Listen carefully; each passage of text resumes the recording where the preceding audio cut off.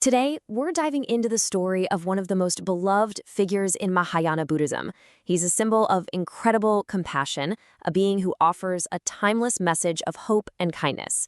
Let's get to know Amitabha Buddha. I mean, we've all been there, right? That feeling of being stuck on a treadmill of worry, pressure, and just wanting things to be different. It's a feeling that Buddhism looks at, square in the eye. And right in the middle of all that chaos, there's this really powerful question. What if there was a way out? A path to a place of real peace that isn't millions of years away, but is actually accessible to us. And that question leads us straight to a pretty amazing idea. The concept of a pure land, a place specifically created to be a land without suffering. This is the absolute heart of Pure Land Buddhism, and the promise is beautifully direct. It says that through sincere devotion, by simply reciting Amitabha's name, you can be reborn in his Pure Land. It's just a profound message of hope. This place even has a name, Sukhavati. It translates to the land of ultimate bliss. Now, this isn't some kind of cushy retirement paradise. Think of it more like the ultimate spiritual training ground, a place where you can finally focus on becoming enlightened without all the distractions and struggles of our world getting in the way. So, how did a place like this even come to exist?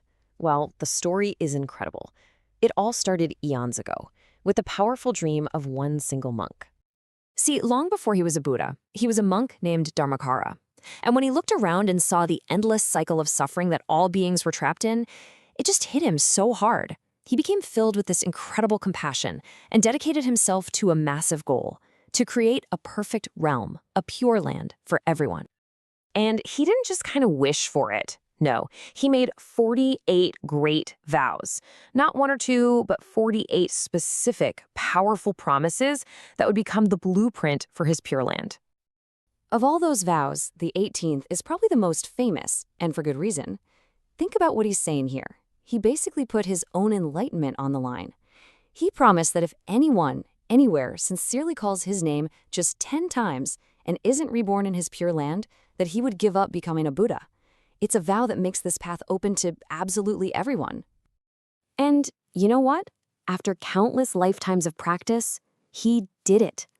Dharmakara fulfilled every single one of those 48 vows. He achieved perfect enlightenment, and he became Amitabha Buddha. And because he succeeded, his Pure Land, Sukhavati, is real.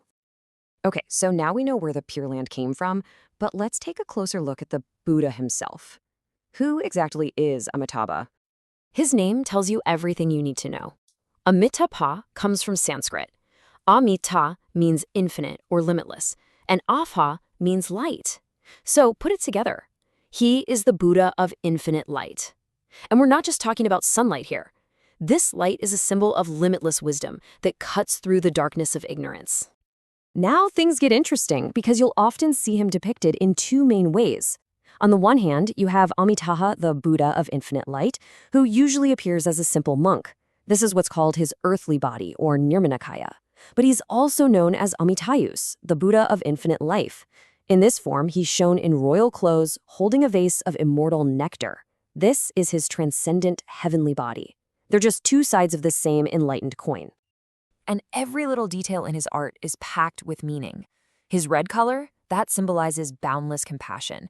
The meditation pose he's in, that's all about deep inner peace and focus. And the lotus flower he sits on, that's a classic symbol for purity, showing how enlightenment can rise up, beautiful and unstained from the mud of our world.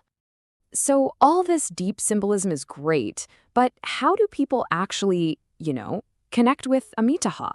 Well, that's the beautiful part. The path was designed for everyone. The main practice couldn't be simpler. You just recite his name.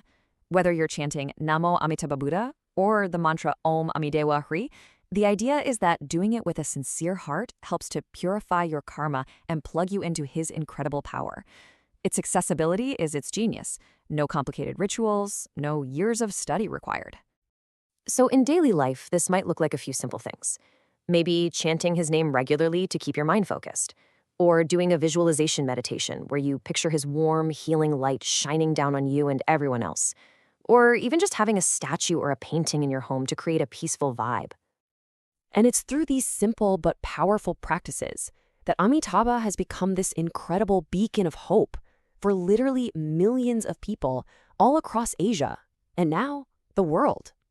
He is easily one of the most popular Buddhas in the entire Mahayana tradition. His teachings became huge in East Asia, they're a major part of Tibetan Buddhism, and they've spread all over the planet.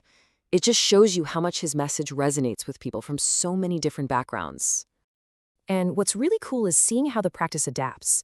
In China, they call it Niemfo. In Japan, it's called Nembutsu, and it is the absolute foundation for some of their biggest schools of Buddhism. And in Tibet, Amitabha's name is used in a powerful practice called Phowa to help guide the mind to the Pure Land at the moment of death.